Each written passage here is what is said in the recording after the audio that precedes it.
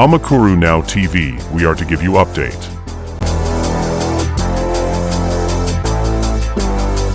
Twongeye kwasoza ko ndondo kujya ku mujyaro YouTube reka twizere ko meze neza cyane aho rero tugwaye ikaze ku makuru agezweho kuri uyu mugoroba ku itariki 17 z'ukwezi kwa karindwi 2026 reka twizere ko meze neza cyane muri studio muri kumwe na Fisto da Silva. Amakuru yacu agiye kwibanda kuri zino ngingo z'ingenzi zikurikira. Muri aya makuru turaza kubabwira ko igihugu cy'u Rwanda ndetse na Repubulika ya Demokarasi ya Kongo byongeye gusuzumira hamwe ndetse binafata ibyemezo hashingiwe ku masezerano igihugu cy'u Rwanda na Repubulika ya Demokarasi ya Kongo byagiranye i Washington muri Leta Zunze za Amerika. Rero turaza kuba twababwira ibikubiye muri aya masezerano mashya ndetse n'ibindi bigiye bitandukanye kuri iyi nkuru twagiye tugutegurira, aho rero turaza kuba twagaruka ku ruhande rw'u Rwanda ndetse na Repubulika ya Demokarasi ya Kongo ku byo baganiriye ndetse n'iby'ingenzi bikubiye muri aya masezerano mashyashya ashingiye ku yo rero basinyanye mu gihugu cya Leta Zunze za Amerika i Washington. Turaza kuba twabigaruka mu buryo burambuye, wenuze kuba wajya kure, niyo mpamvu ngushishikariza gukurikira ano makuru paka ageze ku musozo. Muri aya makuru kare turaza kuba twababwira ko muri aya makuru kandi turaza kuba twababwira ko umujura yahuye n'uruva gusenya ubwo yageragezaga gushikuza telefone umuturage. Uraza kuba wamenya byinshi bigiye bitandukanye kuri iyi nkuru twaguteguriye mu buryo burambuye. Turaza kuba twakubwira amazina y'uwo mujura wagerageje kwiba telefone ndetse naho byabereye, ubwo ni akarere ndetse n'umurenge. Uraza kuba byose wabimenya, byose tukaba twamaze kubitegura, uraza kuba wabimenya mu buryo burambuye. Turaza no kuba twagaruka ku byo rero inzego z'umutekano zatangaje, uraza kuba byose wabimenyera muri aya makuru, wenuze kuba wajya kure. Turaza kuba twabigaruka mu buryo burambuye. Muri aya makuru kandi turaza kuba twababwira ko rero Loni yamaze gufatira ibihano bamwe mu bayobozi bakomeye baba mu mutwe w'inyeshyamba wa M23. Abo bayobozi ni bande? Uraza kuba wabamenya muri aya makuru, wenuze kuba wajya kure, aho rero yanafatiye ibihano bamwe mu bayobozi ba ADF. Uraza kuba wamenya byinshi bigiye bitandukanye twaguteguriye muri aya makuru, ndetse tuze no kukubwira imyirondoro ndetse n'ubwoko bw'ibihano buri muyobozi yagiye ahabwa kuri bino bihano byashyiriwe byahawe bamwe mu bayobozi ba M23 ndetse na ADF. Byose uraza kuba wabimenyera muri aya makuru mu buryo burambuye, wenuze kuba wajya kure. Turaza kuba twabibabwira mu buryo burambuye. Muri aya makuru kandi turaza kuba twajya mu gihugu cya Uganda haravayo iyihe nkuru. Turaza kubabwira ko muri Uganda umurwayi wa nyuma rusigaye mu bitaro nawe amaze gusezererwa. Turaza kuba twabagezaho icyo OMS yatangaje nyuma y'uko Uganda ivuze ayo makuru y'uko nta murwayi usigaye urwaye muri cya gihugu cya Uganda. Uraza kuba wamenya byinshi bigiye bitandukanye, ndetse uze no kumenya uko icyorezo cya Ebola gihagaze magingo aya ngaya tuvugana. Hanyuma kandi muri aya makuru kandi turaza kuba twabagezaho amakuru agezweho ku ntambara ya Iran na Israel ndetse na Leta Zunze za Amerika. Bimeze bite rero? Amakuru mashya atugeraho kuri ino ntambara ya Iran na Israel ndetse na Leta Zunze za Amerika nuko rero Iran yongeye gusubizanya na Leta Zunze za Amerika ku bisasu rero ku za misile, aho rero zagiye zigabwa hirya no hino mu bice bigiye bitandukanye muri Iran, ndetse Iran nayo iza gusubiza ku birindiro bigiye bitandukanye Leta Zunze za Amerika ifite hirya no hino ku isi, cyane cyane hari mu burasirazuba bwo hagati y'isi ariho bita Middle East. Byose turaza kuba twabigaruka mu buryo burambuye, wenuze kuba wajya kure. Rero amakuru yacu agiye kuba yashingira kuri izo ngingo z'ingenzi maze kubabwira haruguru. Reka mfate umwanya mbanze nkushimire wowe wamaze gukora subscribe kuri YouTube channel yitwa Amakuru Now TV, nanagushishikariza no gukomeza gukurikira ibindi biganiro twamaze gushyira ku muyoboro wa YouTube channel witwa Amakuru Now TV. Muri studio muri kumwe na Fisto da Silva. Niba ari bwo bwa mbere ukurikiye amakuru yacu yo kuri YouTube channel yitwa Amakuru Now TV, ndagira ngo ubwiye ko amakuru yacu atambuka mu masaha mu gitondo, akongera gutambuka mu masaha ya kagoroba, bityo bikagufasha kumenya uko isi yiriwe ndetse n'uko isi yaramutse. Hanyuma rero niba ari bwo bwa mbere udukurikiye, ndagusaba gukora subscribe kuri no YouTube channel yitwa Amakuru Now TV, ugakanda no kunzogera, ugakanda like na share na comment, hanyuma ibintu ukarushaho kugenda neza cyane. Rero hanaboneraho n'umwanya wo kugushishikariza gukurikira n'ibindi biganiro twamaze gushyira ku muyoboro wa YouTube witwa Amakuru Now TV. Rero amakuru yacu tugiye kuba twayahera kuri ano masezerano mashya rero igihugu cy'u Rwanda cyasinyanye na Repubulika ya Demokarasi ya Kongo mu gukemura ikibazo cy'umutekano muke bashingiye ku masezerano yasinyiwe i Washington imbere ya Donald Trump. Rero amakuru ahari nuko u Rwanda na Kongo batangaje intambwe yatewe mu by'ingenzi biyemeje mu nama ya gatanu y'urwego ruhuriweho rw'umutekano ushinzwe gukurikirana ishyirwa mu bikorwa by'amasezerano y'amahoro hagati y'u Rwanda na Repubulika ya Demokarasi ya Kongo yabereye i Geneve mu Suisse. Impande zombi zemeje ko hari intambwe iri guterwa ku by'ingenzi impande zombi zemeranyijweho. Rero zemeranyijweho harimo kurandura FDLR no gukuraho ingamba z'ubwirinzi ku ruhande rw'u Rwanda. Byatangajwe mu itangazo rihuriweho na guverinoma za Leta Zunze za Amerika, Repubulika ya Demokarasi ya Kongo ndetse n'igihugu cy'u Rwanda. Rero ya Qatar ya Togo nk'umuhuza w'umuryango wa Afurika yunze ubumwe na Komisiyo y'umuryango Afurika yunze ubumwe. Rero ni itangazo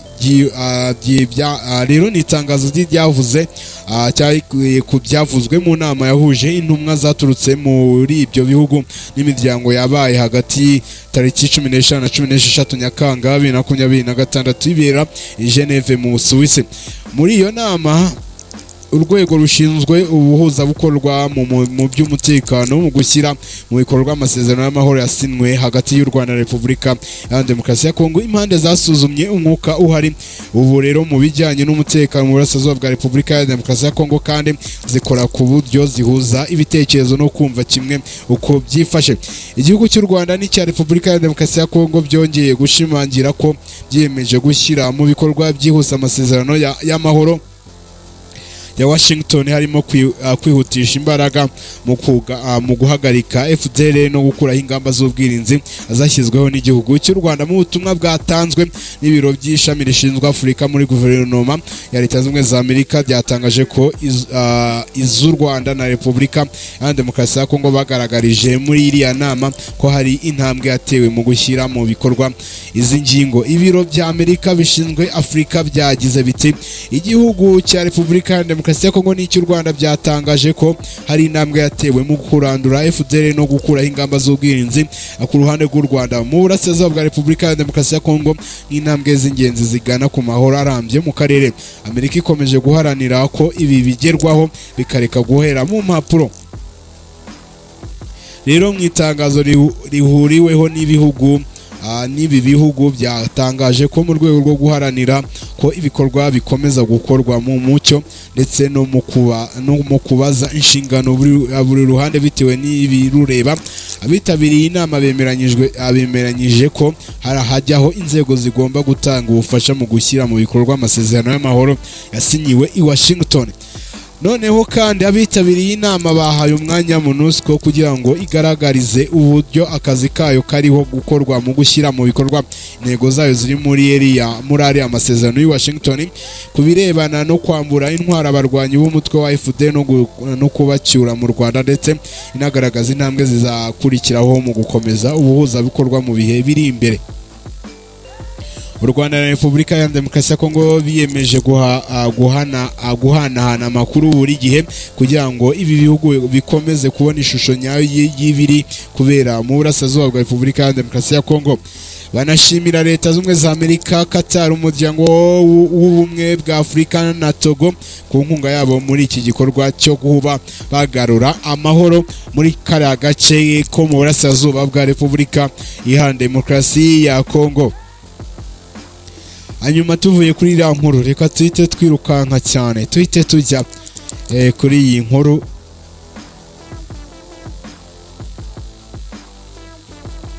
Umugabo rero wari umaze gushikuza telefone yapfiriye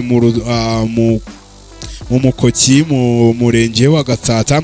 Umugabo witwa Hakizimana Bosco yapfuye nyuma yo kugwa mu Mukoki wo mu kagari ka Karuruma umurenge wa Gatsata mu karere ka Gasabo nyuma y'uko aketsweho gushikuza umuturage telefone akahita yirukanka akagwa mu Mukoki. Ibi byabaye ku wa kane tariki 16 Nyakanga 2026 mu gace kazwi nka Rwananiyimbwa cyangwa se Rwananiyimbwa.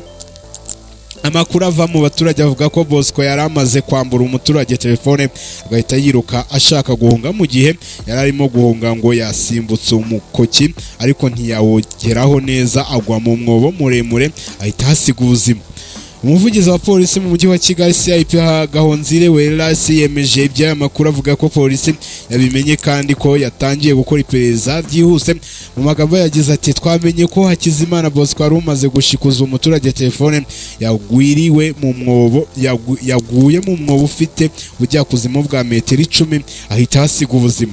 Nyuma y'iyi mpanuka umurambo wa nyakwigendera wahise ujyanwa n'imodoka yabugenewe mu gihe inzego zibishinzwe zikomeje gukurikirana ibisobanuro byose by'ibyabaye nk'uko ikinyamakuru cyitwa Ukweli Times cyabitangaje. Ibi byongeye kwibutsa abaturage kwirinda ibikorwa by'ubujura no kwitwararika ahantu hashobora guteza impanuka cyane cyane mu gihe cyo guhunga cyangwa kwiruka mu buryo butizewe. Amakuru yacu rero tugiye kuhita tuyakomereza muri Uganda. Umurwayi wa nyuma wa Ebola agiye gusezererwa. Hanyuma Uganda rero igihugu cya Uganda kigiye gusezerera umurwayi wa nyuma wa Ebola wari ukiri mu bitaro. Igikorwa kizatangiza igihe cy'iminsi 42 giteganywa n'ishami ry'umuryango w'abibumbye ryita ku buzima w'OMS mbere y'uko igihugu gishobora gutangazwa ko cyaranduye burundu icyorezo cya Ebola. Umuvugizi wa guverinoma ya Uganda mwita Arne Kazuja yatangaje ko uyu murwayi azasezererwa kuri uyu wa kane nako azasezererwa rero uyu murwayi yamaze gusezererwa ku munsi w'ejo nibwo yasezerewe nako mu cyumba cyihariye cyo kwa muganga yari amaze igihe arwariyemo ku bitaro bikuru bya Murango mu murwa mukuru wa Uganda ariwo bita Kampala. Kazuja yavuze ko uku gusezerera kuzatangiza kubara iminsi 42 isabwa n'amabwiriza ya OMS kugira ngo icyorezo cya Ebola kibe cyatangajwe ko cyaranduwe mu gihugu cya Uganda. Mu magambo yagize ati iyo rero ibyo bibaye Uganda izatangira kubara iminsi 42 ishize nta muntu mushya wanduye ugaragaye mu gihugu cya Uganda nk'uko amabwiriza ya OMS ateganya ko kugira ngo hemezwe ko icyorezo cyacitse mu gihugu runaka bagomba kubara iminsi 42 nta muntu ugaragaje ibimenyetso. Amakuru atangazwa n'urwego rw'ubuzima muri Uganda agaragaza ko abantu 17 bamaze gukira Ebola, hakaba hari umuntu umwe wari ukiri gukurikiranwa mu cyumba cyihariye mu gihe abandi babiri bo bamaze guhitanwa na Ebola. Muri abo banduye 5 banduriye imbere mu gihugu cya Uganda naho 15 bakaba baranduye Ebola bazanwe bavuye ahandi hantu. Hanyuma Ebola ni indwara iterwa na virusi ishobora kwandura cyane igatera umuriro ukabije n'ibindi bimenyetso bikomeye. Kugira ngo igihugu gitangazwe ko cyatsinze icyorezo, OMS isaba ko hashira iminsi 42 nta muntu mushya wanduye ugaragaye nyuma y'umurwayi wa nyuma yaba yakize cyangwa yapfuye. Rero nuko nguko amabwiriza aba ameze. Amakuru yacu rero tugiye kuba twahita tuyakomereza hano mu gihugu cya Repubulika Iharanira Demokarasi ya Kongo. Mu gihugu cya Repubulika Iharanira Demokarasi ya Kongo aho rero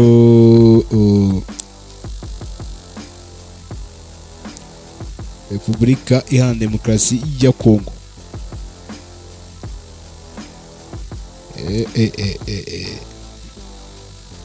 rero ikigo cyita ku barwayi ba Ebola ETC giherereye i Nyankunde muri teritwari ya Irumu mu ntara ya Ituri cyagabweho igitero n'abantu bitwaje intwaro ku mugoroba ku itariki 15 Nyakanga 2026. Ibintu byateje ubwoba mu bakozi b'ubuzima n'abarwayi bari bahari.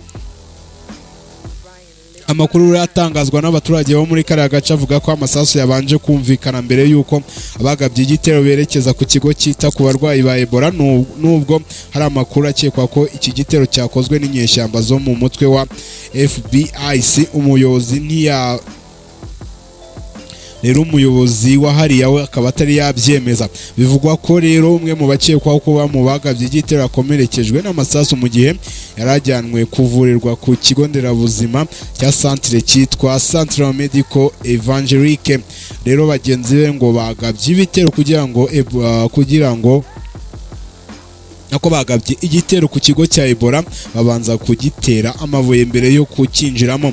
Abatangabuhamya bavuga ko iki gitero cyateje umutekano muke mu bituma abaganga n'abarwayi bahunga bajya kwihisha. Umwe mu bakozi b'ubuzima yavuze ko yagize ubwoba bwinshi, agaragaza ko yumvaga ubuzima bwe buri mu kaga. Kugeza ubu nta mubare wemejwe w'abaguye cyangwa abakomerekeye muri icyo gitero uratangazwa n'inzego z'ubuyobozi cyangwa iz'umutekano, mu gihe iperereza ryo rigikomeje. Abashinzwe ubuzima bagaragaza impungenge ko guhungabana kw'ibikorwa by'ikigo bishobora kugira ingaruka ku kwita ku barwayi ba Ebola no kongera ibyago byo gukwirakwiza kino cyorezo mu baturage. Mu itangazo yashyize hanze umunyapolitiki utavuga rumwe n'ubutegetsi bwa Kinshasa amwita Moise Bawufa yamaganye icyo gitero, asaba inzego zibishinzwe kongera umutekano ku kigo cya Nyakunde, kurinda abaturage n'abakozi b'ubuzima no gukomeza ibikorwa byo kurwanya icyorezo cya Ebola. Rero amakuru yacu reka tunabagezeho inkuru y'uko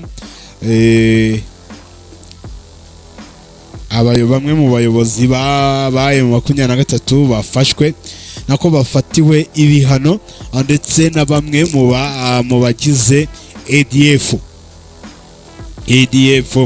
Rero nk'uko byatangajwe na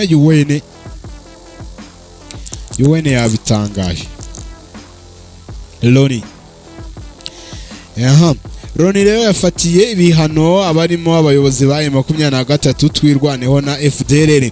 Rero komite ishinzwe ibihano mu kanama gashinzwe umutekano mu muryango w'abibumbye yafatiye ibihano abantu 6 barimo Colonel Nanga usanzwe ari umuhuza bikorwa w'ihuriro Alliance Fleuve Congo. Rero ibi bihano byatangajwe mu itangazo Loni yasohoye kuwa 4 ku itariki 16 Nyakanga 2026. Abafatiwe ibihano bafatwa nk'abafite uruhare rukomeye mu mitwe yitwaje intwaro ishinjwa gukomeza guhungabanya umutekano mu burasirazuba bwa Repubulika Iharanira Demokarasi ya Kongo. Usibye Colonel Nanga, Loni yanafatiye ibihano Colonel John Amani Nzenze usanzwe ari umukuru w'ubutasi bwa AFC 23. Loni ivuga ko Nzenze yagize uruhare mu igenamigambi no gushyigikira ibikorwa by'uyu mutwe wa M23. Urutonde rw'abafatiwe ibihano kandi rugaragaraho abayobozi babiri b'umutwe wa FDLR urwanya ubutegetsi bw'u Rwanda. Abo ni General de Brigade Sebastian Uwimbabazi na Gustave Kubwayo uzwi ku izina rya Sirikofu usanzwe ari FDLR Foka. Rero akanaba ushinzwe umutwe wa Commande de la Chete et de Professeur. Loni ishinja Kubwayo kuyobora ibikorwa birimo kwibasira abasivile, gushimuta abantu hagamijwe kubaka ingurane no kugira uruhare mu bucuruzi no gucukuza umutungo kamere mu buryo bunyanyije n'amategeko. Abandi bashyizwe ku rutonde ni Mohamed Rumisa uvugwa nk'umuyobozi, umuganga ndetse n'ushinzwe ibikoresho n'ubufasha bwo hanze b'umutwe wa ADF Allied Democratic Force wo muri Uganda. Hamwe na Colonel Charles Sematama usanzwe ari umuyobozi wa gisirikare w'umutwe wa twirwaneho ukorera mu misozi miremire ya Kivu y'Amajyepfo. Hanyuma Loni ishinja twirwaneho ishinjwa ibikorwa by'ihohoterwa byakorewe abasivile. Uyu mutwe washinjwaga hagati ya 2008 na 2010. Amakuru rero akomeza avuga ko uretse abantu ku giti cyabo Loni yashyize ku rutonde rw'ibihano imitwe ya AFC 23. Abashyizwe kuri uru rutonde bahita bafatirwa ingamba zirimo gufatirwa imitungo yabo aho iri hose hashobora kugerwaho kubuzwa gukora ingendo mpuzamahanga no gufatirwa mbarigo zo gutuma cyangwa guhabwa intwaro izo ari zo zose. Iki cyemezo gifashwe mu gihe imirwano ikomeje mu burasirazuba bwa Repubulika ya Demokarasi ya Kongo, ibintu bikomeje guteza impungenge umuryango mpuzamahanga. Abantu bari kwibaza ati ku munsi w'ejo twabagejejeho ko hari intumwa zaturutse muri Kongo Kinshasa zerekeza mu mujyi wa Goma, aho rero zagiye ngo kugenzura ngo ceasefire. Aba rero bari baherekejwe n'ingabo z'umuryango w'abibumbye, ngo ni nabo bashinzwe kuzajya batanga ibikoresho harimo indege, bakajya bazitiza abaje kuba bagenzura niba agahenge karimo akarubahirizwa. Rero ibi bidaciyeho kabiri, Loni ihise isohora itangazo ivuga ati rero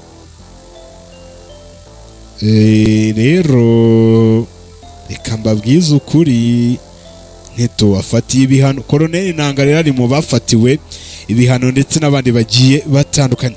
Reka amakuru yacu rero tuyasoreze ku makuru ari kuvugwa rero arimo aravugwa ku ntambara ya Irani na Leta Zunze za Amerika ndetse na Israel. Icyo wamenya ni ikihe rero? Intambara yasubiye ibubisa hagati ya Amerika na Irani. Leta Zunze za Amerika zagabye ibitero bikomeye kuri Irani. Uba umunsi wa gatandatu wikurikiranya, ibihugu byombi bikozanyaho ndetse buri cyose gishaka kugenzura inzira ya Hormuz.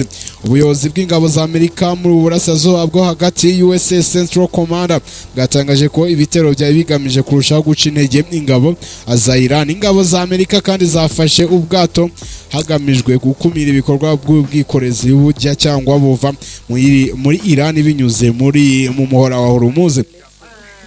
Gusa Irani yatangaje ko ibitero bya Amerika byibasiye n'ibikorwa remezo bitari ibya gisirikare birimo ibiraro, gari ya moshi ndetse n'ibibuga by'indege. Itangazamakuru rya leta ya Irani ryavuze ko ibyo bikorwa byagize ahantu hakorerwa ibikorwa bya buri munsi by'abaturage. Hari ikiraro cyo mu burengerazuba bwa Badari Abbas mu ntara ya Hormozgen byemejwe ko cyagabweho igitero. Rero misile za Amerika kandi zaguye hafi y'ikirwa cya Oshemu hafi y'inzira ya Hormuz, ya Hormuz ndetse no mu mujyi wa Badari Abbas na Bushehr hari uruganda rutunganya ingufu za nucleaire. Stacom yavuze ko yibasiye ibirindiro by'ingabo birimo akorerwa igenzurwa ku nkombe, uburyo bwo kurinda ikirere, ibikorwa byo gutwara ibikoresho by'ingabo ndetse n'ubushobozi bwo gukoresha ubwato. Iran yavuze ko nayo yagabye ibitero ku bikorwa bya gisirikare bya Amerika biri muri Kuwait na Bahrain nyuma yo gushinja Washington kwibasira ikibuga cy'indege cya Iran Sharm, gari ya moshi ya Badari Kamil ndetse n'ibiraro bitanu biri muri Kuwait na Bahrain. Nyuma yo gushinja rero ndetse n'ibiraro bitanu biri mu mujyi w'icyambu. Rero ikigo cy'itangazamakuru cya leta ya Iran Iran cyatangaje ko abantu 7 baguye muri ibyo bitero. Rero ubwo ngubwo ni ugukomeza tukabikurikiranira hafi tukareba ngo ibi bintu bimeze bite, bizarangira gute. Rero ikindi wamenya ni uko twabonye ku mbuga nkoranyambaga hari amakuru ari kugenda avugwa. Ikigo cyitwa TMP cyafunzwe, aho rero cyafunzwe nyuma yaho rero kimaze gucucura abatari bake abari barashoyemo amafaranga, bababeshya ko rero ngo bazagenda babungukira gakeya. Rero hari umuntu umwe wandikiye Central Bank of Rwanda, ubwo ni Beneri, ayibaza ngo ese ikigo kivuga ko gitanga akazi TMP, ariko ako kazi bikaba ari amafaranga umuntu atanga bakajya baguhaho make, tukizere ko kitazatujya amafaranga yacu muri make, cyaba kizwi nka gikora mu buryo bwemewe. Rero iyi ni message uwo bita Uwingeneye Arisa yandikiye Beneri ku itariki 14 z'ukwezi kwa kane ari kubaza niba TNP yemewe. Rero icyo banke Beneri y'u Rwanda yamusubije aramubwiye ati ntabwo ifite uburenganzira bwo gukora izi serivisi mu Rwanda. Banki nkuru y'u Rwanda irongera gukangurira abanyarwanda n'abaturarwanda bose kutajya mu bikorwa by'ibigo bikusanya amafaranga bizeza abashoramari ko bazabona inyungu kandi batabifitiye uburenganzira bahawe na Beneri. Rero abantu benshi bashoyemo nibakomeze bihangane, nta kundi nyine, nta kundi nta kundi ubwo yamaze kuvaho. Ubwo abashoye bamaze kuyakenyereraho, ubwo nta kundi nyine. Nabonye muri Zimbabwe ni hehe abantu bafite uruhara barimo barahigishwa uruhindu, ngo uruhare bafite ngo rufite ibanga ngo bya zahabu. Rero barimo barabahigisha uruhindo. Rero ni mu gihugu cya Mozambique, mwihangane. Abagabo bo muri Mozambique bafite uruhare bari mu mazi abira. Rero amakuru ari gucicikana ku mbuga nkoranyambaga aravuga ko abagabo bo muri Mozambique bafite uruhara bari gushakishwa kugira ngo bacibwe imitwe biturutse ku myumvire ivuga ko abafite uruhara baba bafite zahabu mu mitwe yabo. Ibinyamakuru bimwe bivuga ko iyi myitwarire yateje imbere na bamwe mu bavuzi gakondo. Rero ubuyobozi muri kiriya gihugu bwemeje impfu z'abagabo babiri bafite uruhara bazize ibingibi. Amakuru yacu rero nahanga tuyasoreje. Ndisango y'amakuru mu masaha ari imbere, hagati aho mukomeze munogerwe n'ibindi biganiro Amakuru Now TV yabateguriye. Hanyuma niba ari bwo bwa mbere udukurikirana, gusaba gukora subscribe, ugakanda no kunzogera, ugakanda like na share na comment. Ikindi wamenya nuko niba ari bwo bwa mbere ukurikirana Amakuru Now TV, ndajya mubwire ko iyi gahunda y'amakuru ibagiraho mu masaha ajya mu gitondo no mu masaha ya kumugoroba, hanyuma ukaba wamenya uko isi yaramutse nuko igiye kwirirwa. Reka mbashimire wowe watangira natwe yatugejeje ku musozo. Mfate n'umwanya nshimira umuntu wese wamaze gukora subscribe kuri YouTube channel yitwa Amakuru Now TV. Imana ikomeze bashyigikiye mu byo mukora byose. Muri studio mwari muri kumwe n'itsinda rigari rya Fisobe Good Entertainment, bamfashe gukusanya ano makuru, bakamfasha ku buhanga bw'ibyuma, ndetse bakanamfasha no kubana no kuba tujye kuba twanashyira kuri YouTube. Kuri microphone mwari muri kumwe na Fiso da Silva. Hagati aho ngaho mukomeze munogerwe n'ibindi biganiro twamaze gushyira kuri no muyoboro wa YouTube channel witwa Amakuru Now TV. Mukomeze mugire ibihe byiza, Imana ikomeze ibatize ubuzima n'amafaranga. Bye bye. Amakuru Now TV, we are to give you update.